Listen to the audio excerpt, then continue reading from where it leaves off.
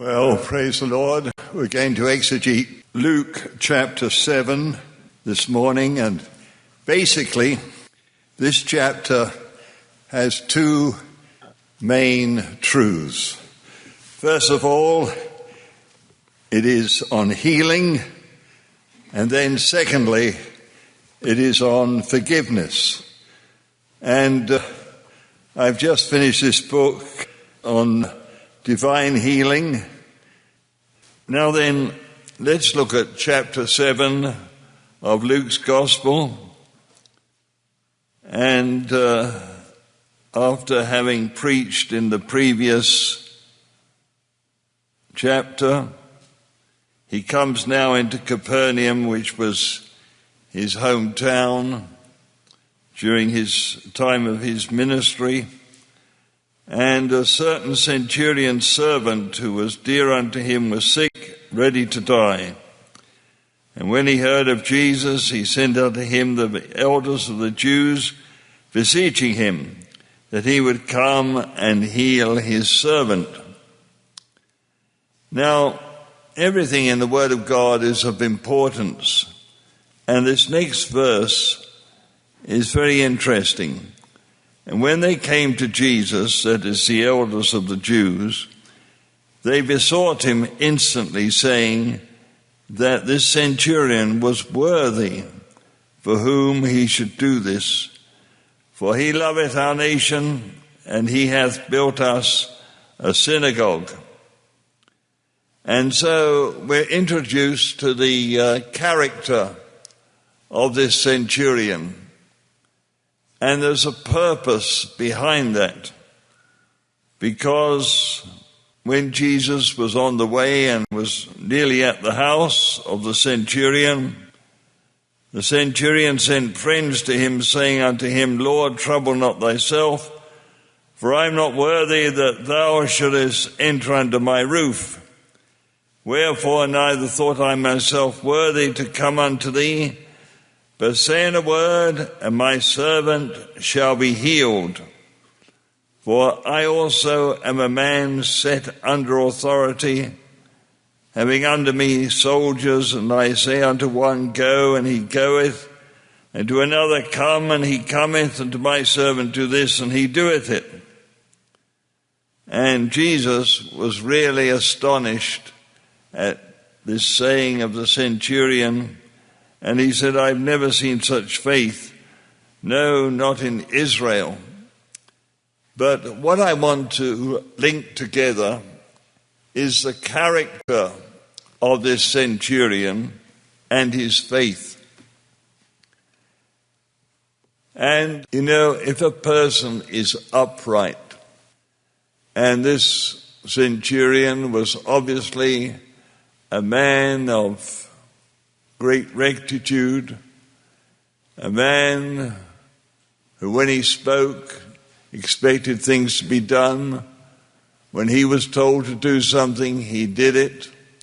In other words, his word was his bond. And, this is what I like. That building over there, that white building, that was built on a handshake. We agreed with the contractor. Are you agreeing for this, this, and this? Yes, that's it. We shook hands. You see, it is so important, our word, our bond. I expect when someone says something to me, they're going to keep their word. It is so important.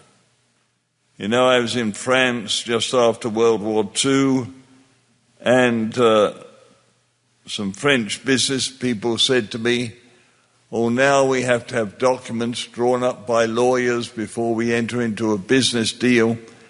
But before World War II, all we said was yes or no, and that was it. That was our word. And so you see, the centurion was accustomed that when he spoke, people would obey, and when he was told to do something, he would do it.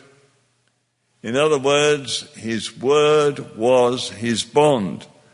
Well, therefore, with that kind of character, you see, he can easily believe that all Jesus has to do is to speak the word, and his servant shall be healed.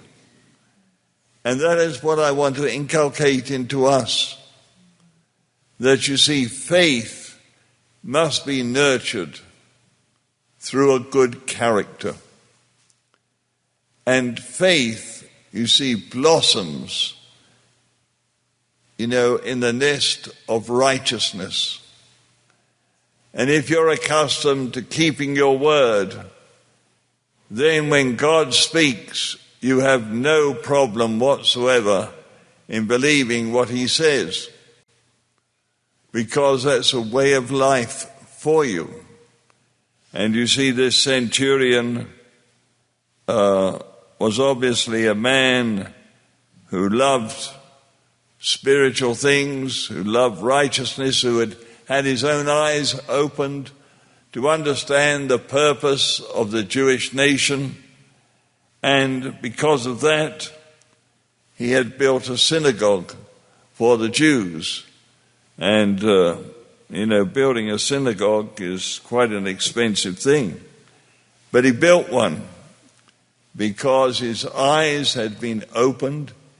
He understood the truth, and he had the character that went along with it. Now, if you remember these things, then it is going to be easy when God speaks to you for you to believe what he says. What he says. Gideon had the problem that when God spoke, he wanted a sign. But I'm sure this centurion didn't need anything like that at all.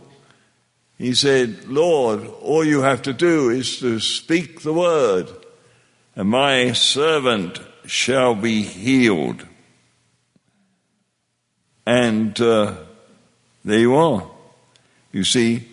And we're going to live in the days where faith is so important. We're going to see miracles, we're going to see healings and so forth. And when God speaks, you see, it is so important to have that response in our heart. I believe, Lord. Well, where does that belief come from? It comes from a character that indeed is nurtured in uprightness, that when you say something, your yea is yea and your nay is nay. And that is the key to faith.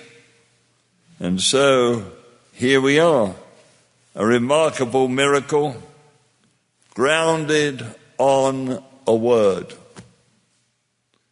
And he says, look, when I say something, it's done.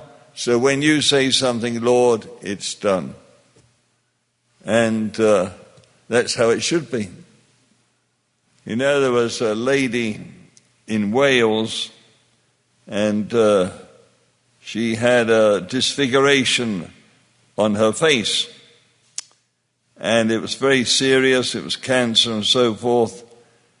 And the Lord spoke to her and said, you go to the elders of the church, have them anoint you, and you will be healed. And so that Sunday morning she went to the elders of the church, and she said, this is what the Lord spoke to me, and I believe that what he says will come to pass. So they anointed her with oil, they prayed, and to all appearances nothing had happened. But when she went back home, she said to her daughter, Mother's healed. And the daughter said, well, Mother, you are not healed. It's still there. She said, God said that if I went to the elders of the church, had them anoint me with oil, I would be healed.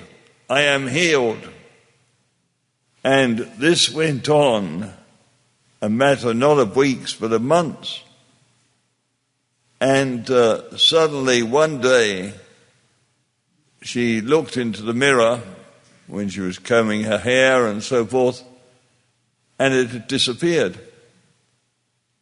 And her daughter, when she came out of her room, her daughter said, "Mother, you're healed."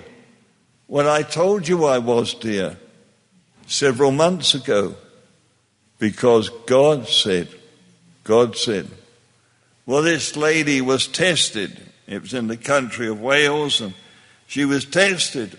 A few months later, she looked in the mirror, and there was this disfiguration there. And she said, "Satan, you're a liar, get out." And the thing disappeared. And so you see, what God says will come to pass. And when God speaks to you, if you're in the habit of saying yes, yes, nay, nay, your word is your bond, you will find that it is easy to believe God. And so faith, you see, was obviously grounded in the character of this centurion. And so when, the friends of the centurion returned to the house, well, they found the servant whole that had been sick. And then the next day, verse 11, he went into a city called Nain, and many of his disciples went with him. And when he came nigh to the gate of the city, behold, there was a dead man carried out, the only son of his mother, and she was a widow, and much people of the city was with her. Now, that little phrase is important because it means that the people respected her and had compassion on her. She must have been a fine lady. And the Lord saw her, had compassion on her, and said, "Weep not." He came and touched the bier, and they that bare him stood still, and he said, "Young man, I say unto thee, arise." And the dead sat up and began to speak. And he delivered him to his mother, and there came a great fear on all. Now here the situation's a little different, but I read into this that the mother was a woman of distinction. She may have been poor. She was a widow, but that much people of the city was with her speaks that this lady had a fine testimony. And so, you see, it was arranged that Jesus would meet this funeral procession. Because you must remember, one of the things that was very clear cut in the life of Jesus was that in Isaiah it says, "He openeth my ear morning by morning." In other words, God the Father spoke to his Son every morning and told him what the day would be. And so there was nothing that caught him by surprise. And so he was here by divine, shall I say, ordination. And this miracle, of course, was very important because everybody glorified God through it. And they said that a great prophet has risen up amongst us and that God has visited his people. And so this miracle was one that would substantiate Jesus as the prophet spoken of by Moses, and also in John 7 likewise. Now then, all the region hears about this, and then the disciples of John showed John all these things that were happening, and John, who has had about 18 months of sensational ministry, doing no miracles, but turning almost the nation unto the Lord, sent 2 of his disciples and said to Jesus, Art thou he that should come, or look we for another? Now the whole purpose of the ministry of John the Baptist was to introduce Jesus to the nation. And God had given him a sign that indeed a dove was alight upon his head, and he would know that this was the one of whom he spake. And yet, here in prison, here in very dark circumstances, John is doubting in his heart. And so often we're tested on our strongest point. Moses was the meekest man that ever lived, and yet he was tested on that very point. His spirit was provoked. And God has ordained us for certain ministries to portray certain aspects of the life of Christ, the nature of God, and it's on that very point that we are tested, on that very point that we are tested. I remember in Canada, in Vancouver, many years ago, there was a priest, and that priest, his ministry basically was to try and turn people away from alcohol. But he didn't watch himself carefully, and in the end he ended up a drunkard himself. And so we've got to be very careful, evaluating what God has called us to do, for we will be tested on that very area.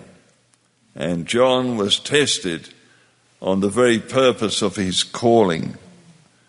But Jesus was so kind and understanding. And at that time he was curing the infirmities and plagues and the evil spirits, and the blind he gave sight. And he said to these disciples in verse 22, Now what have you heard? You've heard the blind see, the lame walk, the lepers are cleansed, the deaf hear, the dead are raised, because it was not just that young man in the city of Nain, but Jesus raised many from the dead, which aren't mentioned. To the poor the gospel is preached. And then in verse 24, he speaks concerning John. And he said, What went ye out into the wilderness for to see? A reed shaken with the wind? No. What went you out to see? A prophet. Yea, and I say unto you, a much more than a prophet. This is he of whom it is written. And he's quoting from Malachi chapter 3 and verse 1. Behold, I send my messenger before thy face, which will prepare thy way before thee. In other words, he's saying, John fulfills Malachi chapter 3 verse 1, that he is greater, much more than just a prophet. He is a messenger of the Lord. And among those that are born of women, there's not a greater prophet than John the Baptist. And so you see, Jesus, in his kindness, instead of saying, "Oh, John, why didn't you believe?" he lifts John up to a very high height. But, the people justified God, the publicans, the sinners, being baptized with the baptism of John, but the Pharisees and lawyers rejected the counsel of God against themselves. And Jesus said, you're like those in the marketplace. You make a decision and you pipe unto us and say, "You have not danced. We have mourned to you and you have not wept." Because John the Baptist came neither eating bread nor drinking wine, and you say he hath a devil. Son of Man is come eating and drinking, and you say, "Behold, a gluttonous man, a wine-bibber." One of the things you have to learn in life is this, that indeed you cannot please people. You cannot try and be what people want you to be. That is impossible. And John the Baptist, by the grace of God, did not, drink wine or ate bread. He fed on locusts, meat of locusts. And they said, "He hath the devil." And then of Jesus, who came eating and drinking, he said, "Behold, a gluttonous man." But he said, "Wisdom is justified of all her children." Now we come on to the next principal, shall I say, message in this chapter. And it is one on forgiveness. Now then, one of the Pharisees, invited him to eat with him. And Jesus condescended. And then in verse 37, a certain woman of the city, who was a sinner, meaning that she was an adulteress, a harlot, prostitute. And when she knew that Jesus sat at meat in the Pharisee's house, she brought an alabaster box of ointment. And in those days, that's where a woman's treasure and wealth was, in an alabaster box filled with costly ointment. And she stood at his feet behind him weeping. And you've got to remember that in those days the table was in front of them and they would eat lounging on a sofa behind, and so his feet would be behind him. And so she stood at his feet behind him weeping, began to wash his feet with tears, and did wipe them with the hairs of her head, kissed his feet, anointed them with the ointment. Now when the Pharisee, however, which had bidden him, saw it, he said, "Look, if this man was a prophet, he would know who this woman was," because apparently she was well known in the city. And she's a sinner. And of course the Pharisee was just thinking within himself, but Jesus can read our thoughts. And so he said, "Simon, I have somewhat to say to you." And he said, "Well, say on, Master."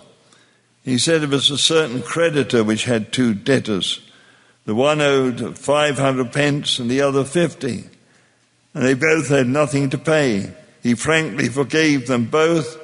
Tell me, therefore, which of them would love him most?" And Simon said, I suppose the one to whom he forgave most. And he said, thou hast rightly judged. Now you see this woman who came in. He said, I entered into your house. You gave me no water for my feet, but she has washed my feet with tears and wiped them with the hairs of her head. Thou gavest me no kiss, but this woman, since the time I came in, both had not ceased to kiss my feet. My head with oil thou didst not anoint, but this woman hath anointed my feet with ointment. And in other words, she was showing her affection for the Lord. And because of that, the Lord said, her sins, which are many, are forgiven, for she loved much. But to whom little is forgiven, the same loveth little. Now, we've got to be very careful here, because it doesn't mean to say, and I just want to quote a little experience here so that we understand and have balance here. You know, the idea is not that, well, if we go and sin more and get forgiven, we should love more. That's not quite the message here. But we had, when we were on the faculty of another Bible college, we had drug addicts. And these drug addicts, you know, had been saved, and they had a wonderful testimony. And wherever they went, people came to listen to them. They even made a film concerning them. And the other students said to the Lord, well, Lord, we haven't got a testimony. And the Lord said, neither did I. Neither did I. So we've got to be very careful. You know, I was in a church in Bristol, England, when I was at Bible college there. And this church was a very fiery church. It was composed virtually of all men. And these men had all been drunkards. And so when the pastor gave the opportunity for testimony, you know, they would all want to jump up and say, oh, I thank the Lord, for he delivered me from a life of drunkenness. And then one fellow got up and said, I've got a greater testimony than you all. And they looked at him, and he said this, I thank God that he kept me, that he kept me, that he kept me. And that is a greater testimony. So let us be very careful that we rightly divide the word of God. In other words, it's greater to be kept than to be pulled out of the pit of sin. Greater to be kept. Greater to be kept. And you notice that was the testimony of the prophets, the testimony of the Apostle Paul. But wherever we are, you see, if we're in a pit or if we're being pulled out of a pit, you know, the wonderful thing is this. The Lord said, thy sins are forgiven. Thy sins are forgiven. You know, when I died, you know, when I was in my 30s, and standing, as it were, before the throne of God, and my life was being shown me, one picture after another, and some of them were blank, and I understood those blank ones were things that I had done and asked for forgiveness, and there was no record. No record. There was a friend of mine, regretfully a pastor, and he had gotten into immorality. And after he'd gotten himself out of this immoral liaison with a woman, he would start the day off by kneeling by his bed and asking God to forgive him. Well, this went on for 6 weeks. And then he heard an audible voice. And as he was asking, "Oh God, forgive me," the Lord said in an audible voice, "For what?" And it was so real that my pastor friend turned and looked up and stretched forth his finger. He said, "You know for what?" And the Lord said, "When you asked me first to forgive you, I forgave you and I forgot. Now you forgive yourself and you forget too." So great is the power of God's forgiveness. And so we want to balance this little story here. And it's interesting in verse 50 what he says to the woman. "Thy faith hath saved thee. Thy faith hath saved thee." And faith in this situation was linked with love. Was linked with love.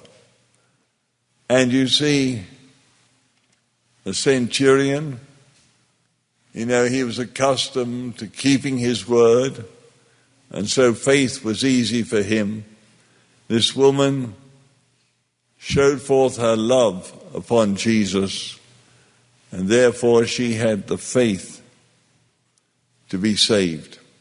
And so faith is grounded in righteousness and love. And may God grant that each one of us might know this. We're entering into days where we're going to see the restitution of many that have fallen and perhaps left the path of righteousness and want to come back. And we must have open arms to receive everybody that wants to come back. That is so important. You see, the Pharisee had difficulty. Last week we looked at the elder brother. He had difficulty because the elder brother could not forgive the younger brother when he had spent all his money on harlots and so forth. But we've got to be different. We've got to be like Jesus. And Jesus came not to minister to the righteous, but to minister to sinners. And we're living in a valley that is filled with corruption, immorality, and yet, at the time that the Salvation Army was raised up in England, it was to the sinner that they went, to those in the taverns. That's where they went to indeed save them. And that is what we've got to do. At the death of General William Booth, they had this tremendous hall, and they had his casket there, and it was filled with people coming to mourn his death. And into this crowd, if I could say this auditorium, slipped in the Queen. That was Queen Mary, the grandmother of the present Queen. And she slipped in there, unostensibly. She wanted to show her respects to General Booth. But sitting by her, a woman looked at the Queen and said this: "He loved," pointing to the casket of General Booth, "he loved the likes of those such as me, for she had been redeemed." And that made a tremendous impact upon the Queen. And through her husband, they opened the way up the whole of England so that the Salvation Army could minister without being harassed. And so these are things that we must remember. You know, we want to have the faith of that centurion, right? Have the character of that centurion. We want to have forgiveness, all right, let's have the love of that woman. But also, let us hold out our arms to those in need, because, you know, they cannot see Jesus. They have to see him in us. And so there must be an openness, there must be a welcome for all those who want to come back, all those who've gone astray, all those who've, you know, ceased to walk in the pathway of righteousness, and they've gone astray. We have to be open to receive them back. And we must have a heart like the heart of Jesus, who said, I will have mercy and not sacrifice. You know, the highest revelation of the character of God, when he came to Moses on the Mount Sinai, he said, I am merciful and gracious. And in the tabernacle of Moses, the seventh piece of furniture is the mercy seat. So God grant that we will indeed have this message engraved upon our hearts, that we have a character that will believe when God speaks to us, and also that we will have a nature that will be quick to forgive those in need.